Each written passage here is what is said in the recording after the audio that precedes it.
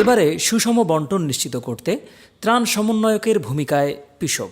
ফেনী ও তার আশপাশের বিভিন্ন জেলায় ভয়াবহ বন্যার প্রেক্ষিতে দেশের বিভিন্ন প্রান্ত থেকে ছুটে এসেছে বিভিন্ন সংগঠন, সংস্থা ও ব্যক্তি। তবে দুর্গম পথ আর সঠিক দিক নির্দেশনা না থাকায় অনেকেই যেমন প্রত্যাশিত গন্তব্যে পৌঁছতে পারছেন না, তেমনি কেউ বা ডাকাত ও অসাধু লোকদের খপ্পরে পড়ছেন। ট্রলি, ট্রলার কিংবা প্রয়োজনীয় যানবাহন পেতেও গলদঘর্ম হতে হচ্ছে অনেককেই। এমন অবস্থার পরিপ্রেক্ষিতে সঠিক দিক নির্দেশনা, প্রয়োজনীয় তথ্যসহ নানা বিষয়ে সহায়তার কাজ করছে people's improvement society of Bangladesh, পিসব।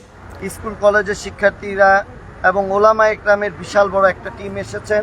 সঠিক মানুষের কাছে দ্রুত সহায়তা পৌঁছাতে সমন্বিতভাবে কাজ করার আহ্বান জানান পিসবের প্রকল্প পরিচালক মাওলানা ইমরান হোসাইন হাবিবি। আমার বিশ্বাস পিসবের এখান থেকে যতগুলো আমাদের এন্ট্রি করা আছে, প্রতিদিন কোন সংস্থার কোথায় যাচ্ছে, কোথা থেকে আসতেছে, কত সময় লাগছে, কোনো গ্রুপ যদি দেরি হয় সেটারও আমরা খোঁজখবর নিচ্ছি।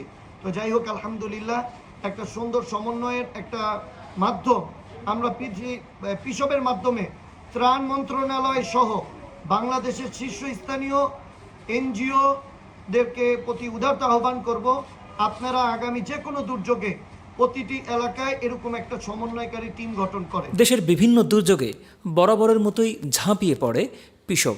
তারই ধারাবাহিকতায় বৃহত্তর ফেনীর ভয়াবহ বন্যায় শুরু থেকেই কাজ করছে দীর্ঘদিনের অভিজ্ঞতা সম্পন্ন সেবা সংস্থা people's improvement society of Bangladesh, পিসব।